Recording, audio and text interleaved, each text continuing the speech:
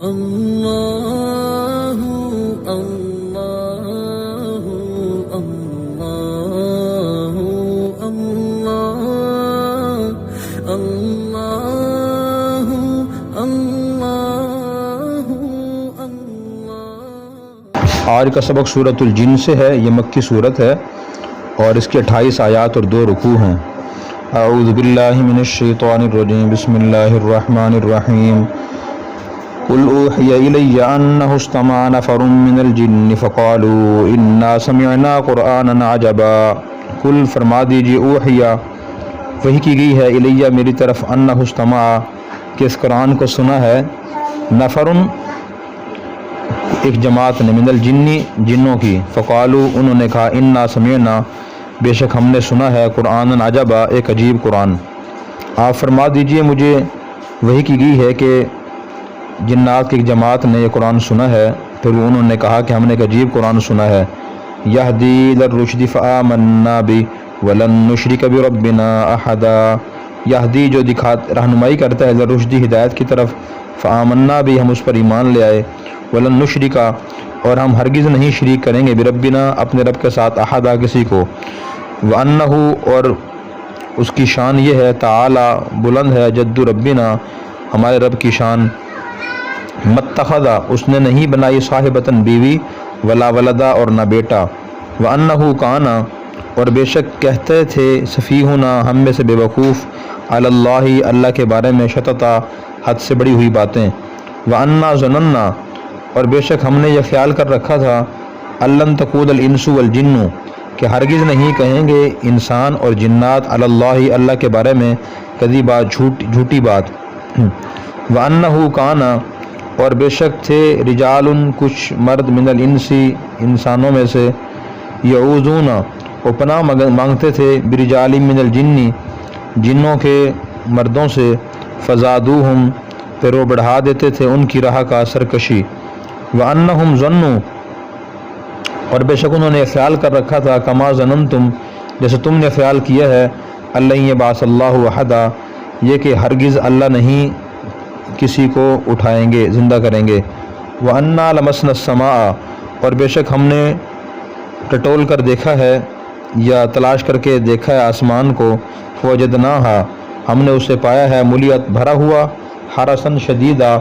سخت پہرے سے، وَشُهُبًا اور انگاروں سے،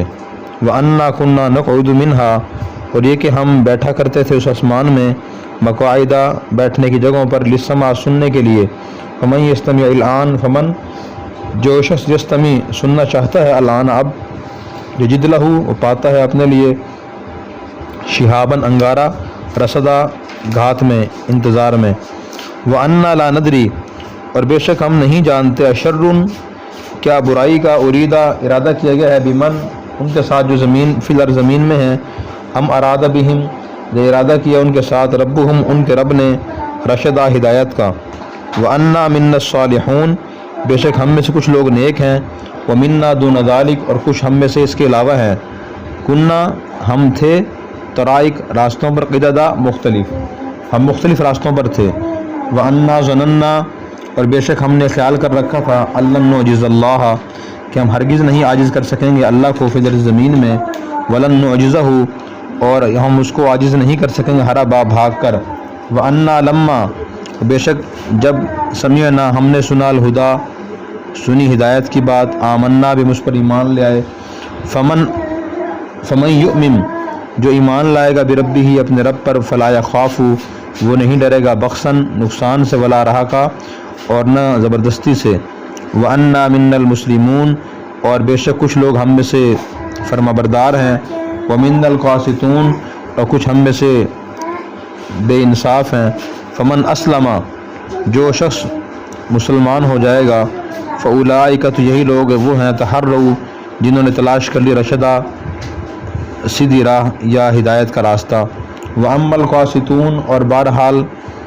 ناانصافی کرنے والے، فکانوا لجہنم وہ ہوں گے جہنم کا حطبا ایندھن۔ تو آج اس کی تفسیر پڑھتے ہیں کہ سورہ جن ہے، جن کا لغوی معنی ہوتا ہے مخفی چیز، تو جنات چونکہ عام طور پہ انسانوں کو نظر نہیں آتے، اس لیے ان کو جنات کہا جاتا ہے۔ تو تو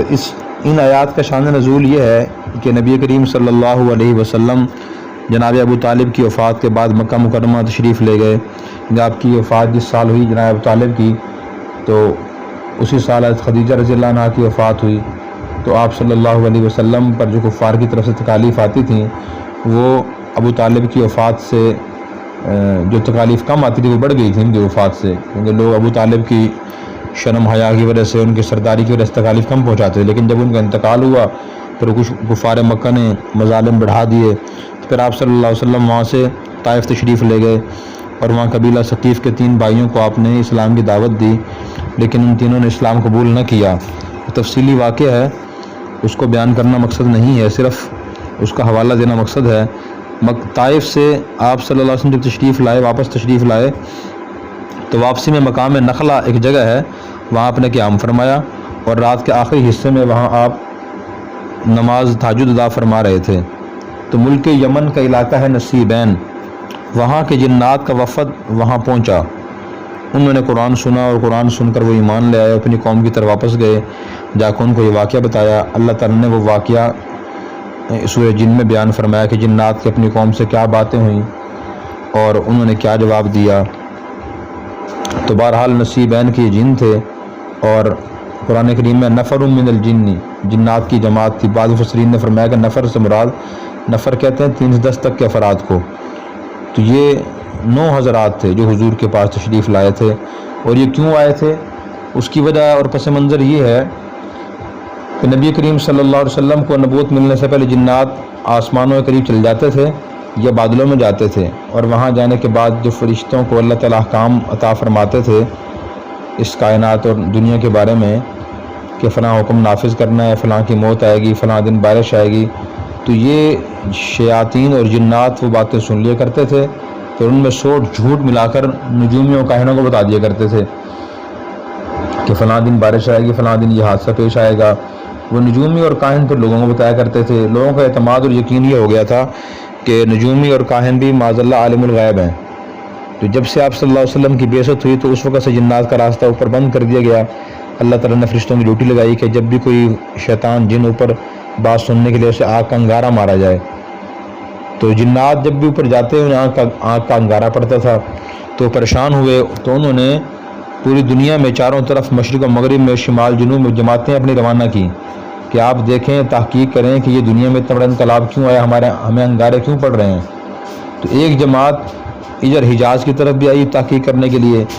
جب آپ صلی اللہ علیہ وسلم تلاوت فرما رہے تھے تو یہ جماعت وہاں ٹھہر گئی اور یہ قرآن کریم سننے لگی. تو اس موقع پر پھر انہوں نے قرآن کریم سنا،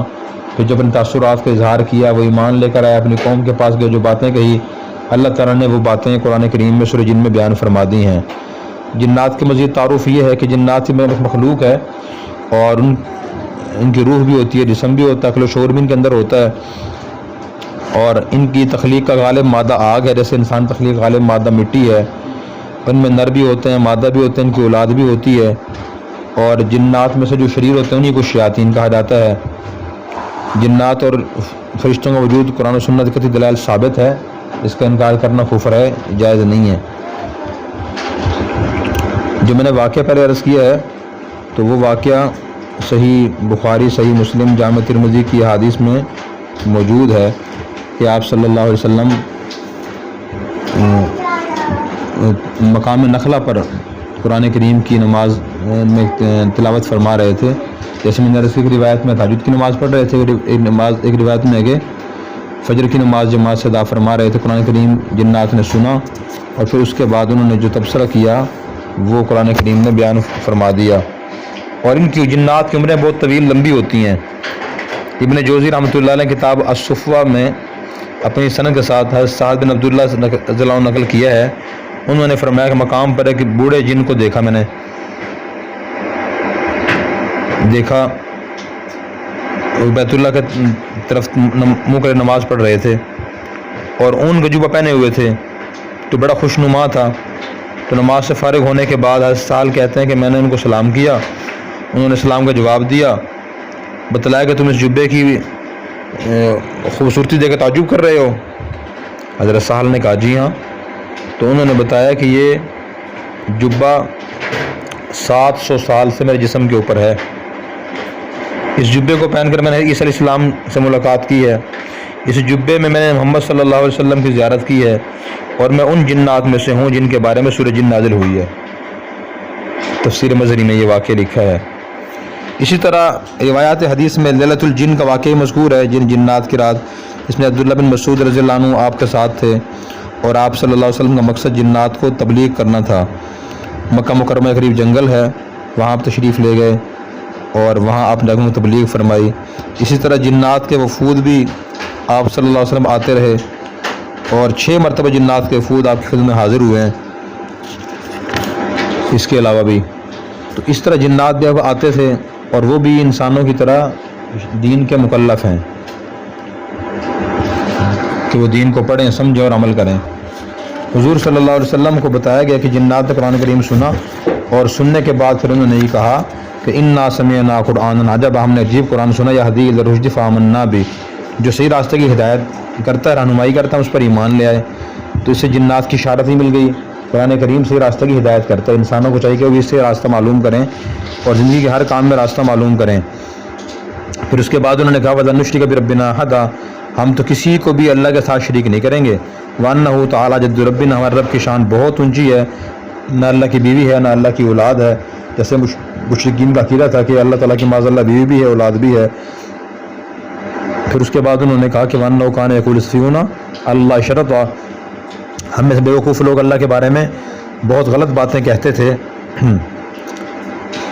مطلب اس کا یہ ہے کہ وہ جنات نے یہ کہا کہ اب تک ہم جو کفر و شرک میں مبتلا رہے ہیں،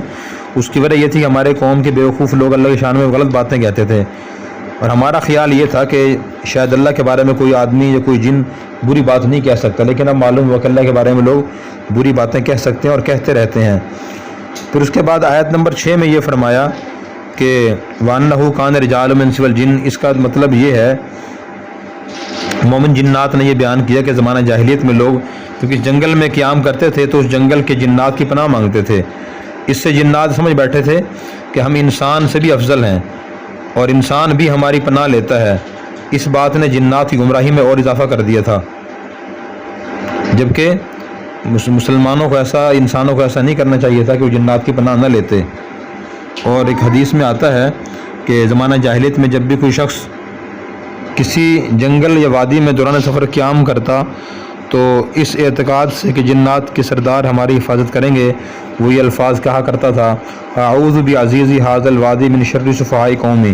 میں اس جنگل کے سردار کی پناہ لیتا ہوں اس قوم کے بیوقوف شریر لوگوں سے۔ تو وہ یہ سمجھتا رہا کہ شاید یہ کہنے سے محفوظ ہو گیا ہوں، وہ جنات اور شیاطین اب پریشان نہیں کریں گے۔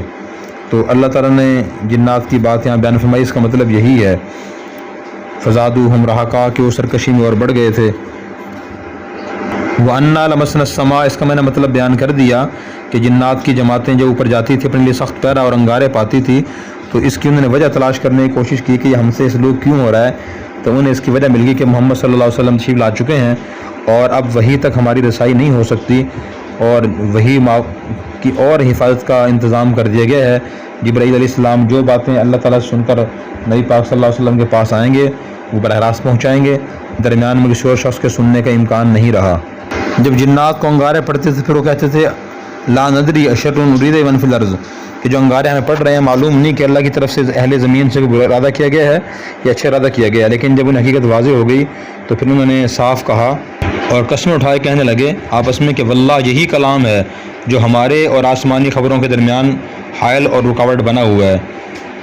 یہ لوگ یہاں سے آپس گئے اور جا کر اپنی قوم کو سارا واقعہ بتایا کہ ہماری تحقیق یہ ہے کہ ہمیں انگارے اس لیے پڑ رہے ہیں کہ اللہ تعالیٰ کی طرف سے نبی دنیا میں تشریف لا چکے ہیں اور ان پہ اللہ کلام نازل ہوتا ہے، اس کلام کی حفاظت کے لیے یہ انتظام کیا گیا ہے۔ پھر اس کے بعد جنات نے کہا فمن یؤمن بربی، جو اپنے رب پر ایمان لائے گا تو وہ نہ کسی کمی سے ڈرے گا نہ ذلت و رسوائی سے ڈرے گا۔ مطلب یہ ہے کہ اللہ پر ایمان جو آدمی لاتا ہے نہ اس کے بدلے میں کمی ہو سکتی ہے اور نہ آخرت میں ذلت و رسوائی کا سامنا کرنا پڑے گا، بلکہ ہمیشہ وہ باعزت ہی رہے گا۔ پھر جنات نے یہ بتایا کہ ہم اللہ تعالیٰ کو عاجز نہیں کر سکتے، اور ہم میں سے کچھ لوگ نیک بھی ہیں، کچھ گناہ گار بھی ہیں، اور کچھ فرمانبردار ہیں، کچھ نافرمان ہیں، کچھ ظالم ہیں، کچھ انصاف پسند ہیں۔ تو جنات میں بھی ہر طرح کے لوگ انسانوں کی طرح، کچھ ان میں مشرک ہیں، کچھ کافر ہیں، کچھ مسلمان ہیں، پھر مسلمانوں میں کچھ فاسق فاجر ہیں، کوئی متقی پرہیزگار ہیں، اور جیسے مسلمانوں میں اور انسانوں میں فرقے ہیں، اسی طرح جنات میں مختلف فرقے، مختلف جماعتیں ہیں۔ تو اس سے یہ بات واضح ہوتی ہے کہ یہ فساد اور صلاح ہر جگہ ہی ہے، انسانوں میں بھی ہے اور جنات میں بھی ہے۔ اللہ تبارک و تعالی ہمیں ہدایت کی اتباع اور پیروی کرنے کی توفیق عطا فرمائے۔ کہ جنات نے یہ بتا دیا ام القاسطون فکانوا لجہنم حطبا، کہ جو لوگ ناانصافی کرنے والے ہیں وہ جہنم کا ایندھن بنیں گے۔ تو جو لوگ بھی ظلم و زیادتی اور ناانصافی کرتے ہیں ان کے لیے بڑے سبق کی بات ہے یہ۔ اور اس سے پہلے آیت میں فرمایا کہ جو لوگ فرمانبردار ہیں تو فمن اسلم فاولئک تحروا رشدا، جو آدمی مکمل مسلمان ہوگا اور اسلام کی اتباع اور پیروی کرے گا تو اس نے صحیح راستہ تلاش کر لیا اور صحیح راستے پر چل رہا ہے۔ اللہ ہمیں عمل کی توفیق عطا فرمائے۔ اور اگر آپ نے ابھی تک ہمارا چینل سبسکرائب نہیں کیا تو فوراً سبسکرائب کیجئے، ساتھ ہی بیل آئیکن پر کلک کریں تاکہ مزید آنے والی ویڈیو ہے وہ آپ کو وقت پر ملتی رہیں۔ اللہ حافظ۔